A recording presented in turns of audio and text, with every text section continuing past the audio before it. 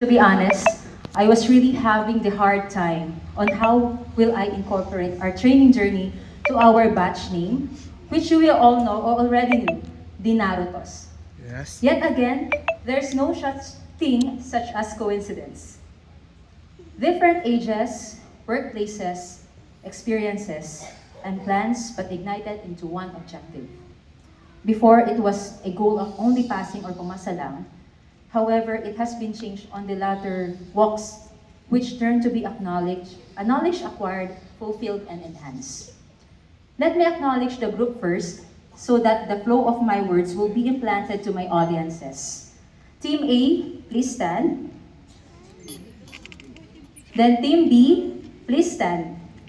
These are the set of people who built the plan of Batch 13 Cut Lab Training, who successfully surpassed the 3-month-long journey as staff/students.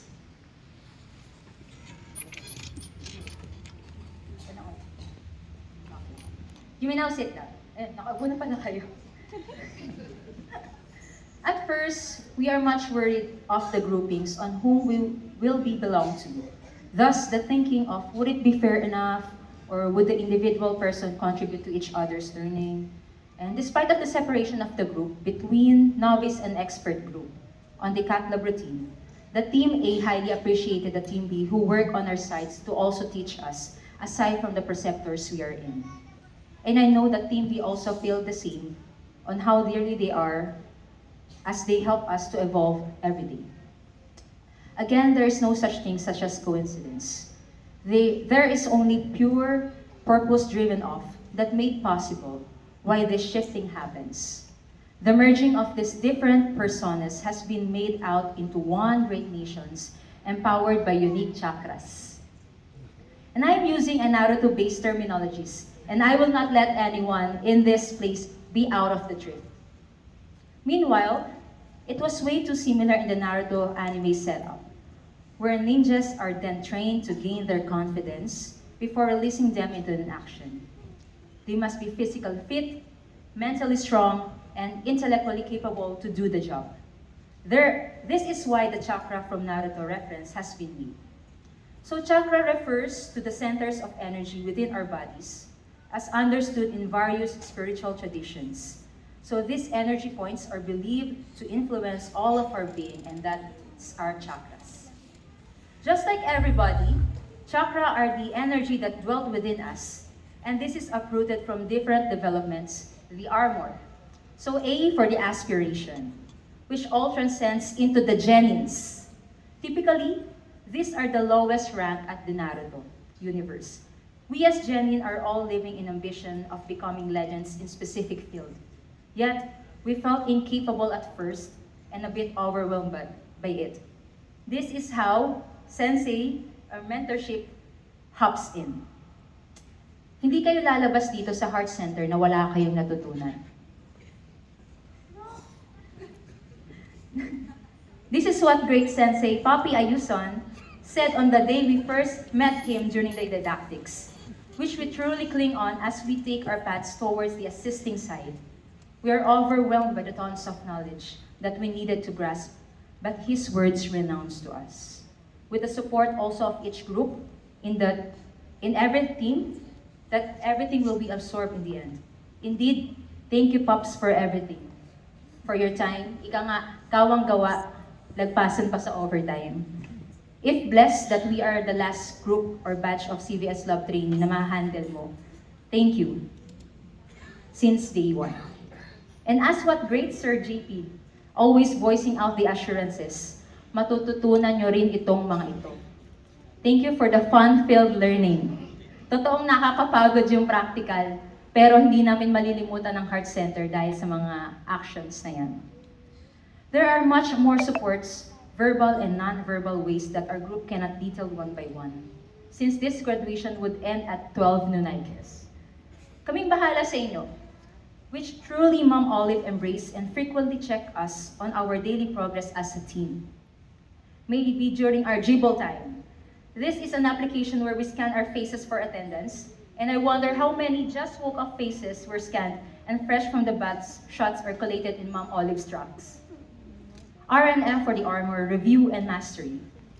Right then after, we encountered tune-in examinations on becoming one of the middle ninjas. This set of examinations and duties really assess our skills, teamwork, and strategical thinking. There are missions that expose who we really are in this field. Just like the ninjas at Naruto, we are all away from our family in the long run. The duty we are in is not a short-time dealing.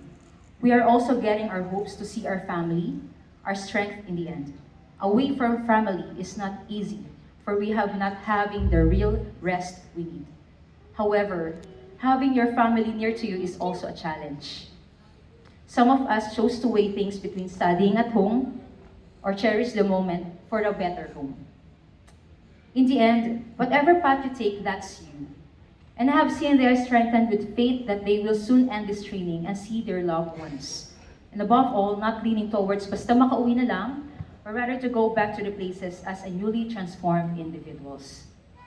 In that story, it might also have similarities to what we have encountered. And as we navigate ourselves into training sessions, I have sought what similarities our group has. We are in different culture and belief, which hones our unique characteristic. Just as Naruto learns to rely on his friends, we too must recognize that our journey are enriched by those around us. And I will not drop off the names of my fellow men in this talk and let his or her expressions be a teller of who she is in this tale. But I will let you all know who are the ninjas in their different nations. In the northern part, where they are not bothered by the amihan season, but does not like the AC type breeze or pekeng lamig.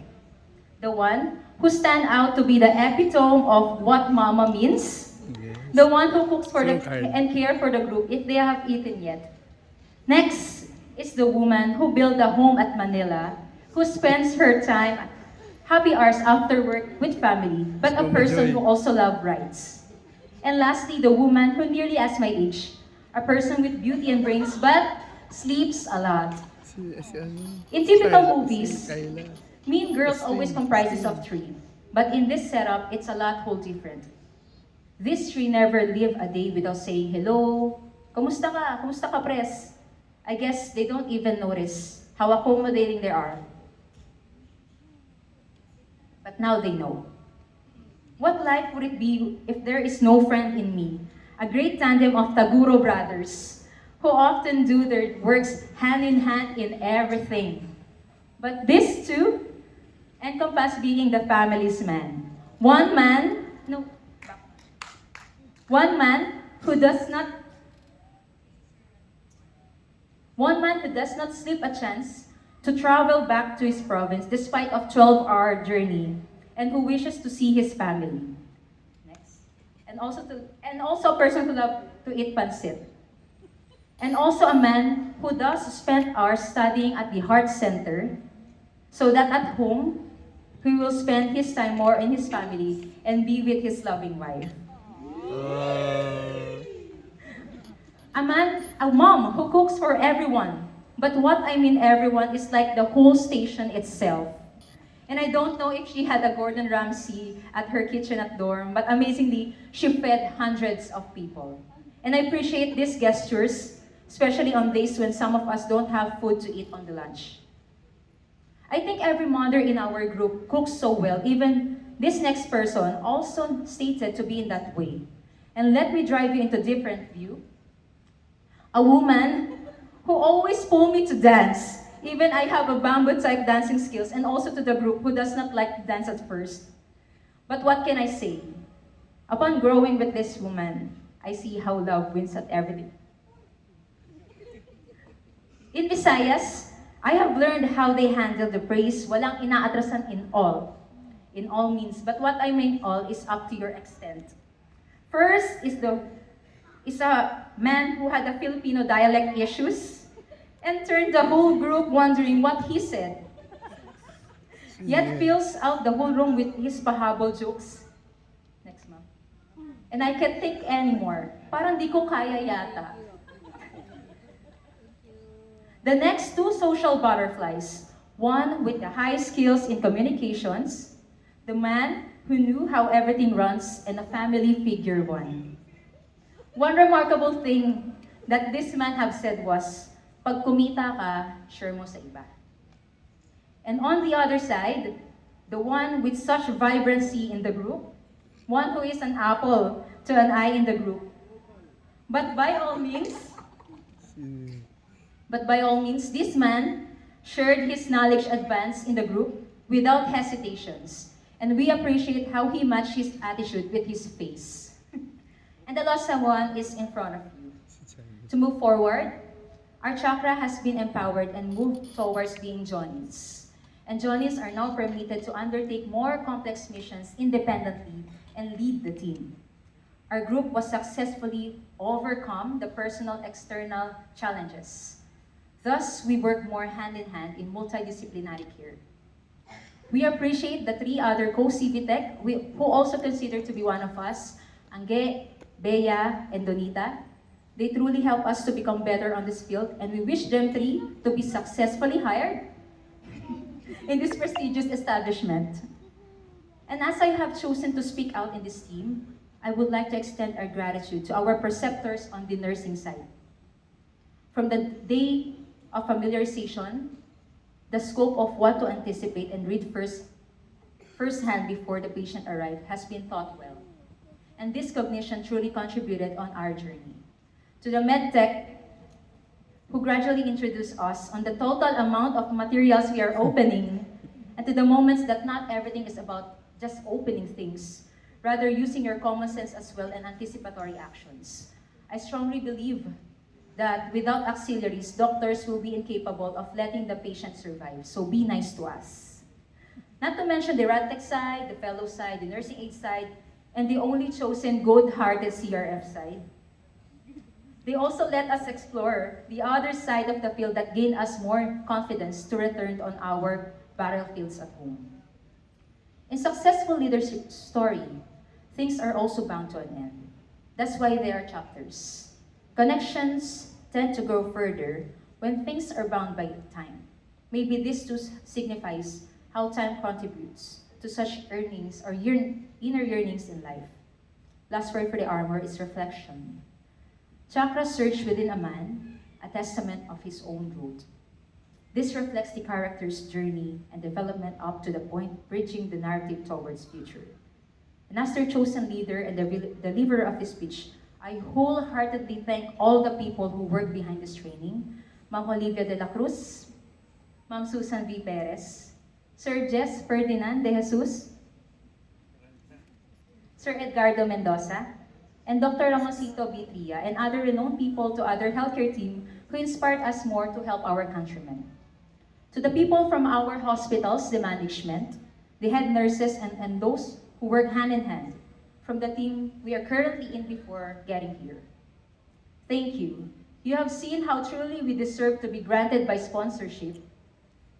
And I mean to all, and we will not let this session be in vain. To God, who made everything according to His will and purpose, and who essentially gave everything and aligns to the word kasaysayan. Thank you, God, for this encounter. To our considered family, thank you for being with us. It might be through phone call, but I am silently observing my teammates that they are regaining their hope when they have talked to you. I want to take this opportunity to thank my family and my members of family. Thank you for letting them be them. Thank you for letting me know them wholeheartedly.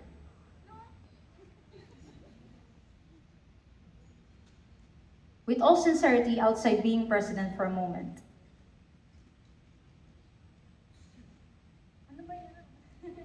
Just as the youngest member and sole private sector in our midst, with every ounce of my sincerity. Salamat mga ate at kuya ko.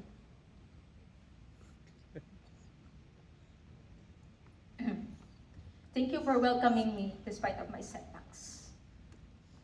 To our source of strength, thank you. We wish you all the best, and you are one of our chakra's great light. Chakra is the life force that flows within every ninja, allowing them to execute jutsu or techniques. And as we reflect on our individual journey, let us consider how we unlock our inner chakra. This means pursuing your constant self-improvement, being open to learning from mistakes, and recognizing the potentials within ourselves. Just as ninjas train rigorously, we too can invest in our personal growth. By meeting the ultimate stage of ninja as Hokage, I say the same praise that Naruto always been telling the world, Date bayo, or I believe, or believe it.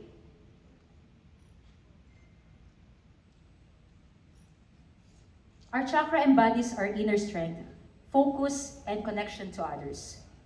Now let us embrace the unique chakras to use to illuminate the path ahead. For I believe that within each of us lies a powerful force that's ready to be unleashed. 13th batch CVL training now signing off with a melodic sound. Thank you.